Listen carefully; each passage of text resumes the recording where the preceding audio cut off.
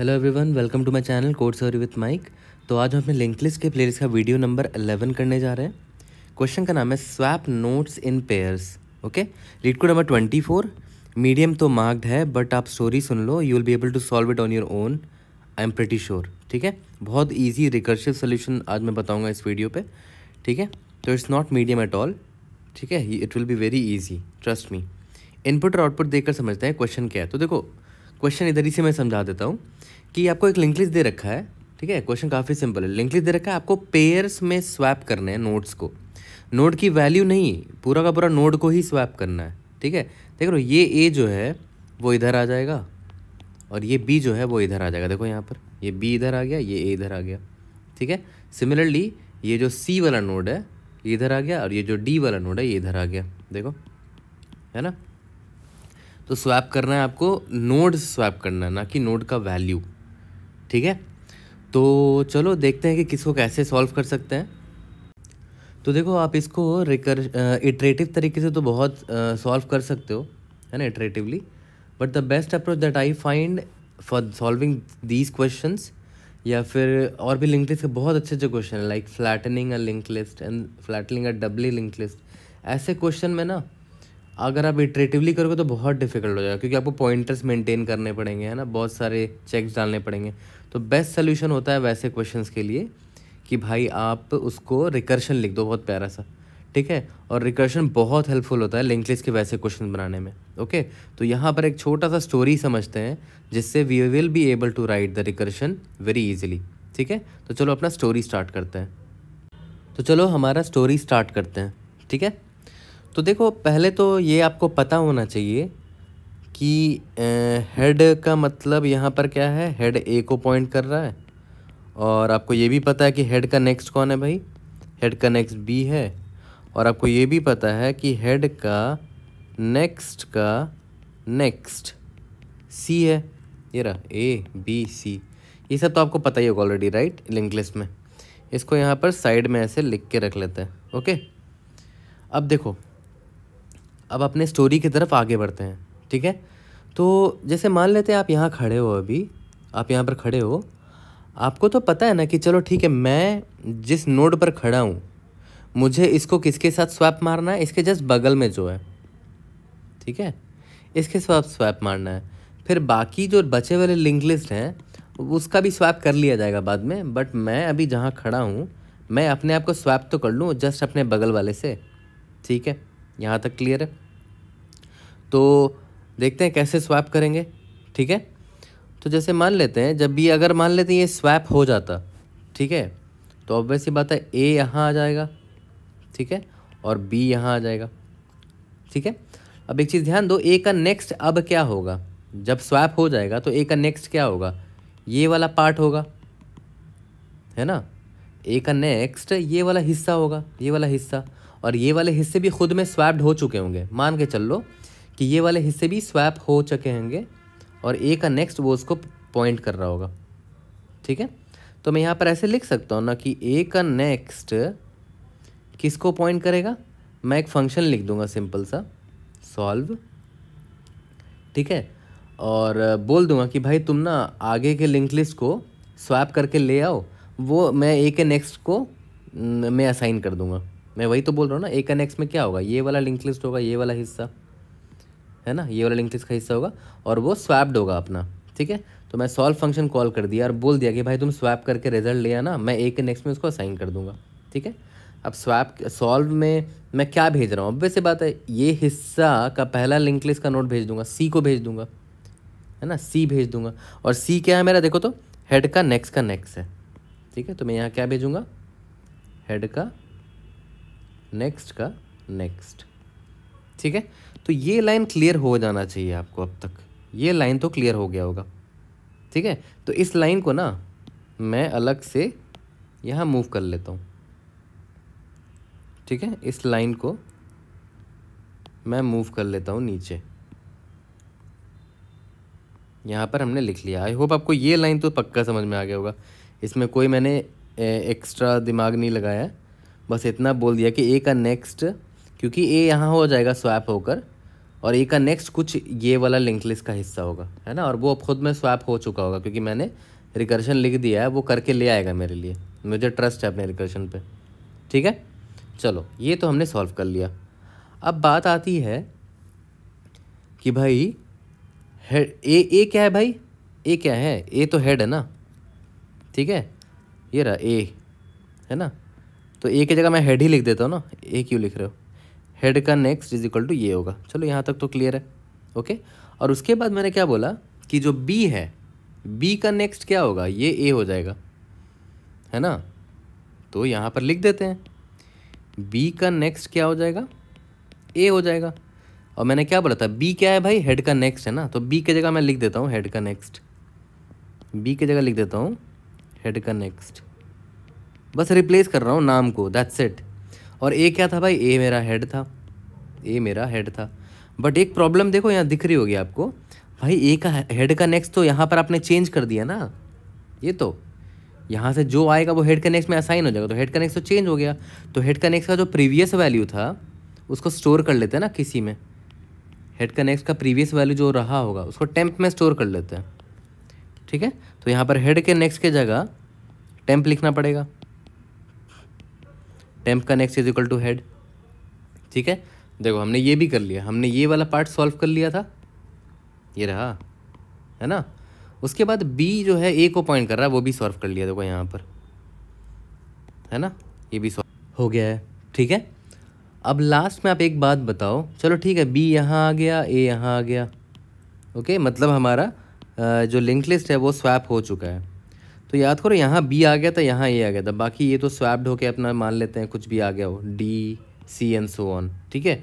तो अब मेरे लिंक लिस्ट का स्टार्टिंग नोड कौन सा है भाई, बी है ना, बी है ना। तो याद करो वो बी ये था ना, टेम्प में हमने स्टोर किया था, है ना, टेम्प में स्टोर किया था, तो हम उसको ही रिटर्न करेंगे ना कि अब मेरा लिंक लिस्ट जो है उसका जो पहला नोड है वो टेम्प है, मतलब हेड चेंज हो चुका है उसका, है ना। देखो इससे ज़्यादा सिंपल स्टोरी क्या ही होगा, राइट। ये 4 लाइन में ही हमने इसको सॉल्व कर लिया, ओके। और आपको यहाँ पर ज़रा सा भी कन्फ्यूजन आता, थोड़ा सा बैक जाओ, फिर से देखो हमारी स्टोरी क्या थी। मैं फिर से रिपीट कर देता हूँ, हमने क्या बोला कि भाई मैं जहाँ खड़ा हूँ मैं वहाँ से ए और बी को तो स्वैप मार ही सकता हूँ कि भाई बी यहाँ आ गया, ए यहाँ आ गया, और ए का नेक्स्ट क्या होने वाला है, वो रिमेनिंग लिंक लिस्ट को वो खुद में स्वैपिंग पेयर करके, है ना, स्वैप पेयर कर देंगे रिमेनिंग लिंक लिस्ट में, ठीक है। और वहाँ पर ऑब्वियसली बात है ये वाला लिंक लिस्ट का हिस्सा भेजेंगे क्योंकि बी और ए तो मैंने सॉल्व कर लिया, तो यहाँ पर सी भेजेंगे, okay, C D and so on. तो मैंने यहाँ पर तो वही लाइन लिखा है ना, देखो ये मैंने यहाँ पर वही लाइन लिखा है कि भाई ए जो है, ए का नेक्स्ट क्या हो जाएगा, ये रिमेनिंग लिंक लिस्ट का आंसर, ठीक है। और ए मेरा क्या था, ए मेरा हेड था, तो मैंने वही लिखा ना, ए का नेक्स्ट हेड का next is equal to solve कर दो रिमेनिंग लिंक लिस्ट को, मेरा ये आंसर आ गया। यहाँ तक क्लियर है। उसके बाद मैंने क्या बोला कि भाई जो बी था, बी का नेक्स्ट तो अब ए होने वाला है, तो वही मैंने यहाँ लिखा कि भाई बी का नेक्स्ट जो है वो हेड बोले तो ए होने वाला है। फिर मैंने यहाँ देखा कि अच्छा हेड की जगह ए लिख सकते हैं, तो मैंने हेड की जगह ए की जगह सॉरी हेड लिख दिया। और बी मतलब बी क्या था मेरा, बी था मेरा हेड का नेक्स्ट था, एक्चुअली में हेड का नेक्स्ट था, लेकिन याद करो हेड का नेक्स्ट तो आप यहाँ पर चेंज कर दे रहे हो, इसीलिए मैंने क्या किया, पुराने हेड के नेक्स्ट के वैल्यू को टेम्प में स्टोर कर लिया और यहाँ टेम्प यूज़ कर लिया, टेम्प का नेक्स्ट इज इक्वल टू है ना। और ये बी जो है ना, ये मेरा है ना जो हेड का नेक्स्ट था एक्चुअली में पुराने, है ना, वो मेरा ही नया लिंक लिस्ट का हेड होने वाला है, तो उसी को मैं रिटर्न करूँगा। देखो मैंने वहाँ उसी को रिटर्न किया, दैट्स इट। छोटा सा ड्राई रन करते हैं और देखो आपका काम तमाम हो जाएगा, ओके। तो चलो इसका ड्राई रन कर लेते हैं, बट ड्राई रन से पहले मुझे एक बात बताओ, मान लेते हैं कि आपका जो इनपुट दे रखा है ना वो लिंक लिस्ट कुछ ऐसा है, ठीक है, मतलब उसमें सिर्फ एक ही नोड है, ये नल है, एक ही नोड है, तो भाई किससे स्वैप करोगे, यही आपका हेड है, ये आपका हेड है, ठीक है, किससे स्वैप करोगे, एक ही नोड है, तो कुछ नहीं करना है। मतलब कि अगर हेड का नेक्स्ट ही नल है तो मतलब एक ही नोड है सिर्फ, तो कुछ नहीं करना है, रिटर्न हेड कर दो, यही आंसर होगा, और क्या, किसी से स्वैप ही नहीं हो सकता। अगर हेड का नेक्स्ट ही नल हुआ तब रिटर्न कर दो, या फिर हेड ही नल हो गया भाई, मतलब एम्प्टी लिंक लिस्ट दे दिया उन्होंने, तब भी रिटर्न हेड कर दो, तो कुछ कर ही नहीं सकते फिर तो, ठीक है। तो अगर हेड नल हुआ या फिर हेड का नेक्स्ट नल हुआ तो भाई वैसे केस में हमें क्या करना है, रिटर्न कर जाना है। ओके, हेड को रिटर्न कर देना है, दैट्स इट। हम कुछ नहीं कर सकते स्वैप। ओके, तो याद करो मैंने क्या बोला था कि सबसे पहले मैं क्या करूँगा कि हेड का जो नेक्स्ट है, अभी तो हेड इसको पॉइंट कर रहा है ना, हेड का जो नेक्स्ट है उसको टेम्प में स्टोर कर लूँगा। तो टेम्प में मैंने क्या किया, हेड का नेक्स्ट क्या है भाई, बी है, तो बी को स्टोर कर लिया। और मैंने क्या बोला कि हेड का जो नेक्स्ट है, हेड का नेक्स्ट क्या बनने वाला है, नया लिंक लिस्ट जो बचा हुआ लिंक लिस्ट है उनका स्वैप पेयर्स नाम का फंक्शन लिख दूंगा और मैं हेड का नेक्स्ट भेज दूंगा, मतलब सी, हेड का नेक्स्ट भेज दूंगा और वो अपना स्वैप करके ले आएगा।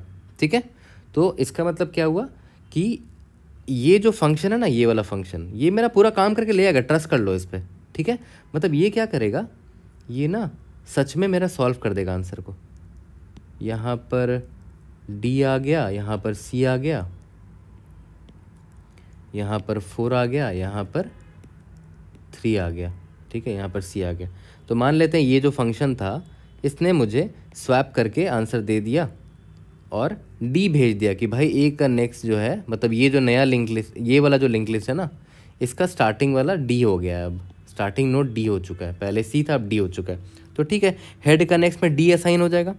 तो हेड क्या था भाई, मेरा बी था ना, तो इसका नेक्स्ट में किसको असाइन कर दिया, डी को असाइन कर दिया। यहाँ तक क्लियर है। तो यानी कि ये वाला लिंक टूट गया होगा और ये इसको पॉइंट करने लगा होगा। ठीक है, अब बच गया कि भाई बी, ये जो बी है उसका नेक्स्ट ये ए होना चाहिए ना, तभी तो स्वैप होगा। ठीक है, तो यहाँ पर मैंने क्या बोला था, याद करो कि टेम्प का नेक्स्ट, टेम्प में बी स्टोर्ड है ना, इज इक्वल टू हेड। तो टेम्प का नेक्स्ट में मैंने क्या किया, हेड कर दिया। टेम्प का नेक्स्ट सी था ना, तो इसको हटा के अभी मैंने हेड कर दिया, हेड की वैल्यू ए है, तो ये कनेक्शन भी मेरा हट गया। ठीक है, यहाँ तक क्लियर है। फिर लास्ट में हमें क्या रिटर्न करना है, रिटर्न टेम्प रिटर्न करना है ना, क्योंकि अभी जो नया लिंक लिस्ट है उसमें पहले बी आ चुका है, राइट, पहले आ गया है बी जो ए को पॉइंट कर रहा है, ये मेरा बी है, ये ए को पॉइंट कर रहा है, ए की वैल्यू 1 थी, ये जो ए है वो डी को पॉइंट कर रहा है। अब डी मेरा यहाँ पर है अपना 4CD and 3 null C, that's it, कहानी खत्म हो गई। ये 4 लाइन का बस कोड है, इसी से आपका पूरा हो गया। That's the beauty of recursion. और मैं आपको फिर से बता रहा हूँ कि flattening of link list, flattening of double link list, इस तरह के क्वेश्चंस को अगर आप इटरेटिवली बनाने जाओगे तो बहुत दिक्कत होगी, क्योंकि आपको बहुत सारे पॉइंटर्स, लिंक्स, इन सब का ध्यान देना पड़ता है। बट रिकर्शन आपके बहुत काम को आसान कर देता है। देख रहे हो, रिकर्शन में मैंने बस ये कॉल कर दिया और बोल दिया भाई तू सॉल्व करके ले आना मेरे लिए, दैट्स इट। और मुझे बस यहाँ पर असाइन करना था, है ना, ये पार्ट और ये पार्ट, हमारा काम हो गया। ठीक है, तो चलो इस कोड तो पूरा लिख ही दिया हमने, इसको लीड कोड में करते हैं। Let's see if are able to pass all the test cases. तो चलो इसका कोड करते हैं यार। बहुत सिंपल सा रिकर्शन हमने समझ लिया है, इसीलिए मैं बोलता हूँ यार ऐसे क्वेश्चन के लिए स्टोरी लिखना बहुत ज़रूरी है। And recursion is nothing but just writing a beautiful story जिस पर आप ट्रस्ट करते हो।